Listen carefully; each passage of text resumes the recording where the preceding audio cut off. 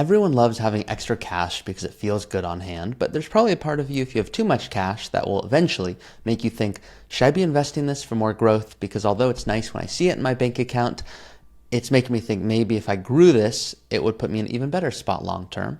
And there's a fine balance there. We need enough so that if our car breaks down, we can not have to go sell investments and we can go easily pay for that expense. But we want to make sure we don't have too much that's now forcing us to go, wow, inflation is growing at a much faster rate. We're losing the purchasing power of these dollars. I'm going to invite you to not think about anything I just said, which I'm sure is extremely confusing, but I promise, stick with me here. When you retire, you want to make sure that you can go spend on the travel and on your health and all these fun things while you have your energy. So a mistake that I'll often see is people will say, yeah, I've got most of my money invested in a 401k and an IRA and a brokerage account, but I feel like I don't have enough cash on hand.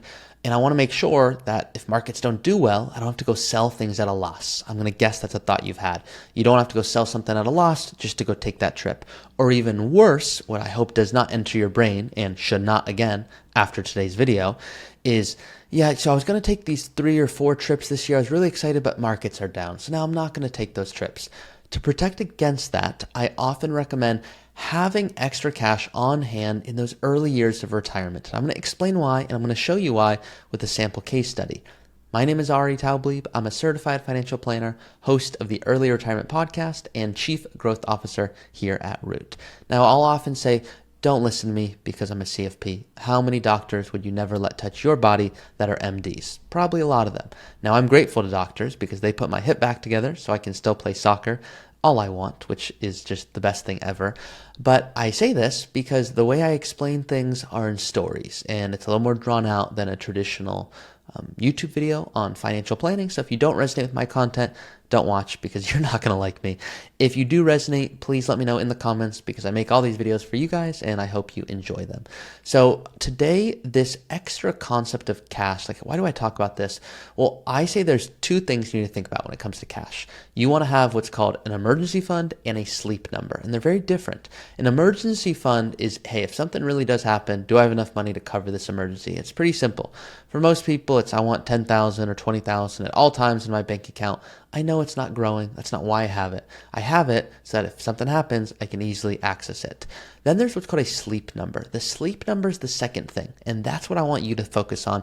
If you're planning on retiring in the next few years, it could be 5 years or it could be in a year, even longer. The reason I bring this up is I don't want you to make this mistake of not enjoying the years where you have your optimal energy and health. So here's what happened with a recent couple. I'm going to show you on my screen here. This is their current case. So you can see they're 57 and 51. They have a 24-year-old child. The software I'm about to show you today, by the way, you guys can use. So you can see here, they have $25,000. That's just in their bank account at all times. And I said, guys, is that your emergency fund or your sleep number? And they said emergency fund. I said, okay, great. I think we're missing a sleep number. And they're like, yeah, but Ari, there's only so many years I'm still going to be working, so I want to keep maxing out my 401k. I was like, guys, you've already done a great job saving and investing. If you add more to your 401k, yes, it's going to make the financial projections look better, obviously, but it's not going to make you sleep better. And in this case, you're already not going to run out of money, assuming you do the right things that we've discussed. So what I would recommend is prioritizing flexibility. It's kind of like the discussion of renting versus owning. When you're renting, yes, sometimes you're paying more, which can feel like you're throwing money away, but you are prioritizing flexibility. And pretend you aren't moving often, or you're like, hey, I think that I just don't want to deal with the hassle of having a property. You're paying for this premium. Same thing here. So what I think is going to make you sleep better at night is if you had a certain amount of money put aside in what's called your travel fund for year 1 of retirement, maybe even year 2 as well. I'll recommend often up to 3 years. So you see how this is bank account? We're going to change this to travel, and we're just going to say 3 years. And the reason I do this is it helps with mental accounting. And so, for example, this couple, they have $700,000 in a 401k. They inherited $900,000 from their parents. I call that the lucky sperm and egg club. Sorry for the graphic there. $50,000 in an HSA. I try to joke with my clients, or else some of these things make them fall asleep. $250,000 in a Roth IRA. Obviously, I love this stuff, but other people don't to the degree I do. So you can see here, this is their situation. This is just a sample case. Now, what we want to make sure we're doing is we're being optimal. So there's what software going to tell you, and there's what I'm going to tell you, and they are different. So if we look at what's called a liquidity analysis, what you're going to see here is something like this. Now you guys can be my guest, use this tool, use every tool that helps you, but sometimes I find not using tools can be helpful also. So this is what's called their actual liquidity, 25,000. That's what's just liquid. Now they also have their investments, but they do have to sell them. So this is just what's actually available if they wanted. What the target liquidity from the software is calculating is $80,000. Why is that? Well, you can see if we go down here, 6 months of covered expenses would be 80,000. You can use this slider and update it. So pretend it says 8 months. Well, now it says you need 106,000. So you're at a $81,000 deficit. So the software might say, okay, guys, what you should do is before you retire, make sure you save enough to get to this point. Yeah, you could do that, but I don't love that. So the reason I don't love that is maybe you're retiring in a year or 2 years. If you are, that is the optimal approach. Let me be clear. The software is correct. The software is saying, great, you want to retire in 2 years. You have 25,000 based off the trips you want to take and your big goals of traveling at, let's say, 20, 25,000 a year. If we want to get you another 75K, so that it's just on the side, so no matter what happens in markets, you know you can take your trips, we recommend you save $25,000 extra per year for the next 3 years. That's what the software is saying, okay? So the software is right. That's the optimal approach. So here's their current investments. The software is saying, ideally, we don't have to sell them and pay any taxes or deal with any potential capital gains issues. So do you mind trying to save $25,000 a year to your travel account? So you would have both of these accounts, a bank account just for checking savings, emergency. Let's retitle it EF for emergency fund. And then travel, where you just want 3 years. So why this? Because you can invest this money, but guys, like, you're not going to sleep better. You're going to be worrying, oh, what if markets do this, do that? It's better to be like, I see my trips. I have it. It's in my separate account. And this is what I'll generally recommend a high yield savings account for, because you're not going to get crazy growth, but you know it's going to be there. It's going to be stable. The goal is not to outpace inflation for the long term. That's what the Roth IRA is for. That's what the 401k is for. So you should be investing very differently. Now, the one thing that makes this interesting here, they have this inherited stock. So they just inherited $900,000. So imagine they did not inherit this. Imagine they put $100,000 in and it grew to $900,000.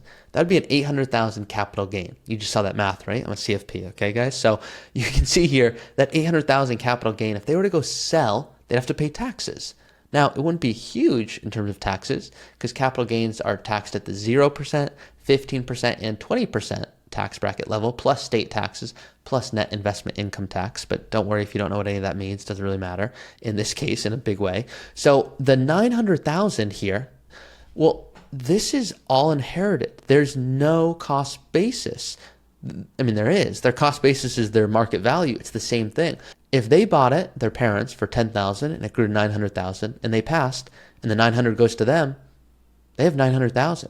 So anything beyond that, so 900 and 901,000, now there's a $1,000 gain. So that's just an example of something that they're in a good spot to be able to execute on.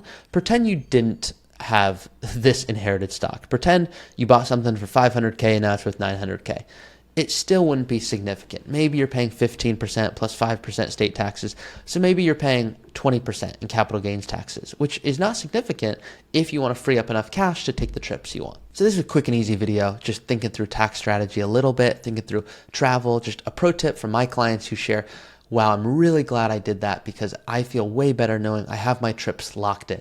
The markets are not going to dictate that. I see long-term I'm okay, and I see short-term I'm okay. Because too often what I'll see is people go, well, what about those Roth conversions you talk about? And what about that dividend strategy? I don't want to throw that off. And no, that's why it's best to make sure you get other dollars that are just, going to be there.